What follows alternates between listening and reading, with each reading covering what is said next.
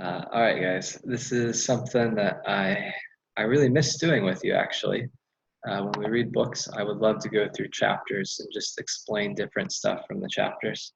Through conversations with you, I've noticed that some of you have a misunderstanding about the book, so I want to clarify some of those and just point out the things in this chapter I think are interesting and useful to you, and hopefully inspire you to keep reading and finish it till the end. First, hopefully by now you've all figured out that this isn't just a really weird story about talking animals. It is a allegory. Each of the animals represents an actual real life character during the Russian Revolution. Uh, you don't have to have a huge background in the Russian Revolution to understand the book. I don't know that much myself, but basically the Russian Revolution was about the start of communism. It's the first country that started communism seriously and tried to institute it as the rule of law in the country. And so animalism in the book is communism. Different characters represent people and things like that. Don't need to know all those names. But the idea behind the book is to give kind of a history of what happened with communism in a way that makes it easier to understand, interesting, and points out, the problems. It's slightly biased at the beginning. It makes it seem like the animals are doing something great and good, which was true for communism when it first came out. Uh, but then it's very honest about the problems and things that happen. So this chapter especially is kind of where we see the problems happening with animalism, communism, and what the animals decide to do about that. So if you remember, the windmill broke down. Snowball, the pig that escaped, is blamed for it. Uh, though most likely it was probably just the weather. And the animals have decided they're going to rebuild the windmill again. But it's really difficult. They have no joy, as it says, and no real passion for it. It's a hard winter. Their crops didn't do as well because, I mean, they're new farmers. And though they knew how to do it before, they were never in charge of it. So they've had some failures. And I mean, this is about Russia. Russia had hard winters all the time, and people were close to starvation many winters. So the idea that this happened isn't necessarily because of communism. That might just be, bad luck, and that's the way things are. But this quote I highlighted here is really good. It is vitally necessary to conceal the fact from the outside world. One of the big problems that started happening is uh, they could accept no help and they could not be honest and open about their failures, because if they did that, the rest of the world would instantly condemn the system that they were starting and take it over. And so they started lying about what was happening on the farm and trying to put up a good face.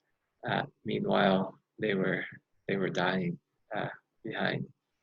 This is basically pride and a lack of awareness that if we're faking it so that people believe us, it's eventually going to fall apart.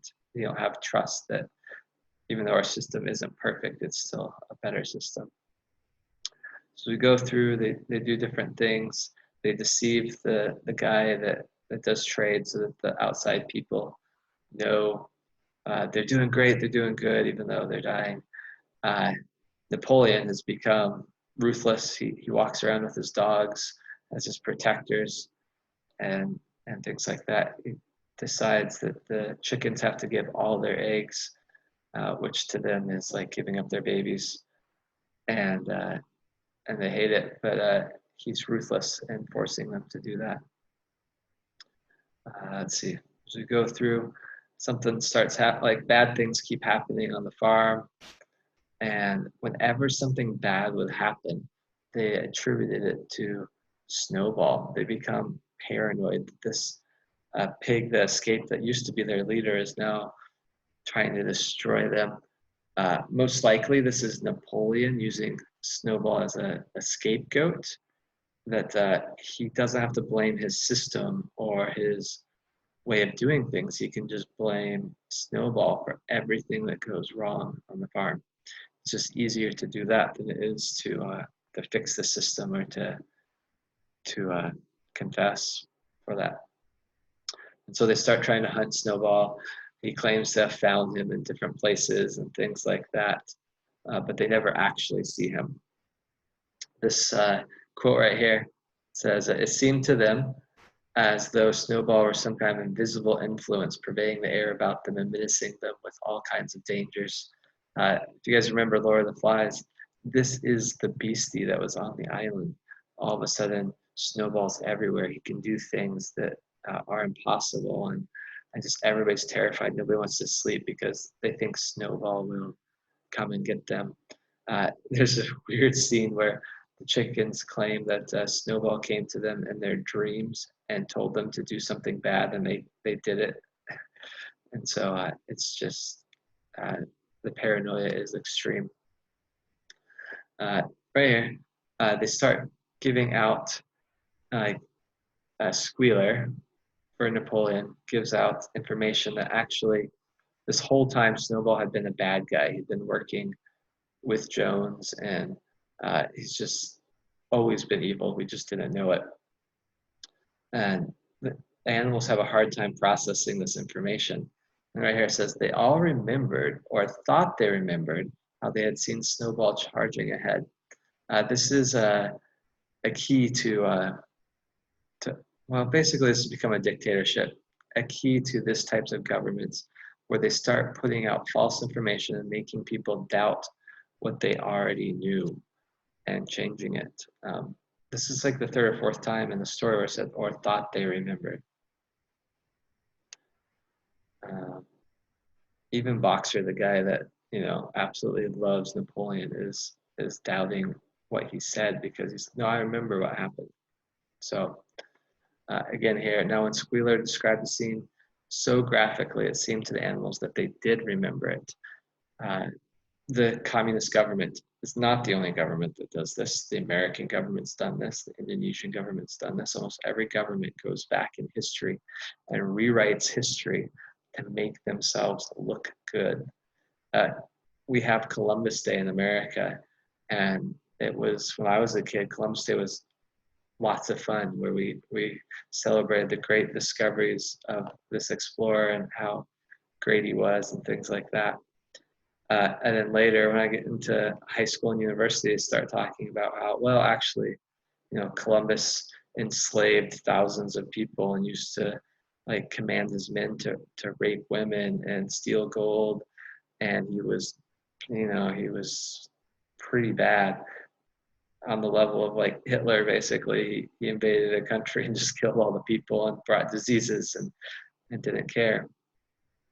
And it turns out, basically American history had been rewritten to make Columbus look like he was a good guy, when all along he wasn't. But it helped to think of him as a good guy for propaganda reasons. So as we continue through, Napoleon does things to make the animals love him and things like that. So there's this crazy scene where Napoleon comes out, sicks his dogs on some pigs, and sicks his dogs on Boxer, because Boxer had for the first time shown some doubt in his words. The dogs grab the pigs, pull them over, almost start to just kill the pigs because they taste the blood. We go for the big horse Boxer. He kicks one of them and puts it under his foot and looks at Napoleon to ask, "Can I kill it?" And he says no, and he lets it go. But then after this, they have, and you should do some research of yourself, this really happened in Russia. And it happened in China too during the Cultural Revolution.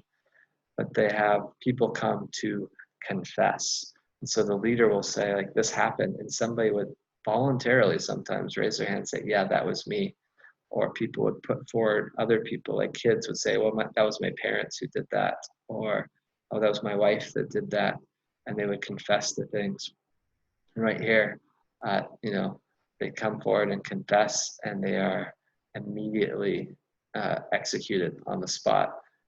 The Russian communist government was later found to have killed just like thousands and thousands of people on no basis alone, except for somebody claimed that they had done something.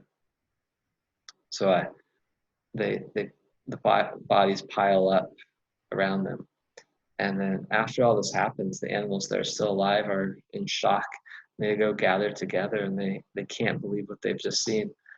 They mention right here, up till this point, no animal had killed another animal. It had been a very peaceful place up to this point. Russia had been peaceful. The animal farm had been peaceful. Right? They weren't butchering animals. They weren't doing things. They were working together. It wasn't easy, but at least it was peaceful. But at this point, Napoleon has now, said, the enemy is also within, not just without. And so it's okay to kill animals if they are traitors, and if I say they're traitors. And one of my favorite scenes in the book is when Clover goes through what she's thinking. And she says if she could have spoken her thoughts, it would have been to say that this was not what they had aimed at when they set themselves years ago to work for the overthrow of the human race. Communism really was an attempt to change the way the world was organized and how things could be. And they wanted to make equality. They wanted to make peace and things like that. But then with all this butchering, they look and realize like, wow, this was not what we started out to be. And this might even be worse than it was before. And so she, though, doesn't do this. She says, Jones is still the bad guy. This is an awful thing, but I can't go back to the way it was before. Unfortunately, if the animals at this point had decided to rebel, it could have changed everything. So Squealer shows up and says, all right, this is a new time. We're starting over. All that old stuff, that was a revolution. This is now our country and our farm. And all that stuff from the old time doesn't exist anymore. We're going to start making new rules. So you can't sing that old song. We have a new song, Never Through Me Shalt Thou Come to Harm. Basically, don't harm the country is now the rule, instead of don't hurt each other. All the rules before were to protect the animals and to make sure everybody was equal.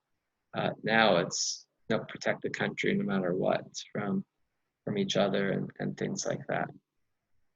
And so it's kind of the end of the beautiful kind of Garden of Eden stage of Animal Farm, where they all worked together and things like that. Napoleon's become a dictator and vicious.